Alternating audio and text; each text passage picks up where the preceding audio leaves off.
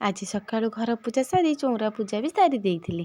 ଭାବିଲି ମୋ ପୂଜା ସରିଗଲା, କିନ୍ତୁ ପୂଜା ସରିନଥିଲା। ଆଜି ପରା ମାଘ ସପ୍ତମୀ ଥିଲା। ସୂର୍ଯ୍ୟଙ୍କୁ ଟିକେ ଅର୍ଘ୍ୟ ଦେଇ ଆଳତି କରି ମାଆର ମୋର କରି ନେଇଥିଲୁ ହିଁ। ପୂଜା ସରିଲା ବି ପରେ ମୁଁ ଭାବିଲି ଆଉ କ'ଣ କରିବି, ଚା କପେ ଟିକେ ପିଇଦେବି। ଚା ନ ପିଇବା ଯାକେ ମୋ ମୁଣ୍ଡ କିଛି କାମ କରେନି।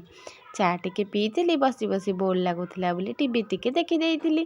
ଟିଭି ଦେଖି ଚା ପିଇବା ସରିଲା ପରେ ପଳେଇ ଯାଇଥିଲି ଉପରକୁ ମୋ ରୁମ୍ ସଜାଡ଼ିବାରେ। ଆଉ ସକାଳୁ ଗାଧେଇଥିଲି ବୋଲି ଆଜି ଶୀଘ୍ର ଏସବୁ କାମ କିଛି ହେଇନଥିଲା ରେ। ଏସବୁ କାମ ଟିକେ ସାଇଜ୍ କରିଦେଇଥିଲି।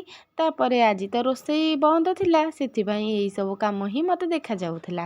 ଆଉ ରୋଷେଇ ଆଜି କ'ଣ ପାଇଁ ବନ୍ଦ, ଭିଡ଼ିଓଟି ଯିଏ କଣ୍ଟିନ୍ୟୁ କରିବ ସିଏ ହିଁ ଜାଣିପାରିବ। ତାପରେ ଉପର ଘର କାମ ସାରି ଆସିକି ଦୁଆର ମୁହଁରେ ଟିକେ ବସି ସାଇକି ଅନେଇଥିଲି। ସାଇ ମୋର ସ୍କୁଲ ପଳେଇ ଆସିଥିଲା। ସ୍କୁଲରୁ ଫେରିକି କି ଖୁସି ହେଉଥିଲା। ତାକୁ ଗାଧେଇକି ଟିକେ ଅଙ୍ଗୁର ଦେଇ ଦେଇଥିଲି। ଅଙ୍ଗୁର ବସିକି ସାର୍ ଆମର ଖାଉଥିଲେ ହିଁ। ତାପରେ ଆମେ ଏଇଠିକି ଯାଇଥିଲୁ। ଆମ ଘର ପାଖରେ ଆଜି କିଛି ଗୀତା ପାଠ ହେଉଥିଲା, ସେଥିପାଇଁ ଆମ ରୋଷେଇ ବନ୍ଦ ଥିଲା। Bye bye.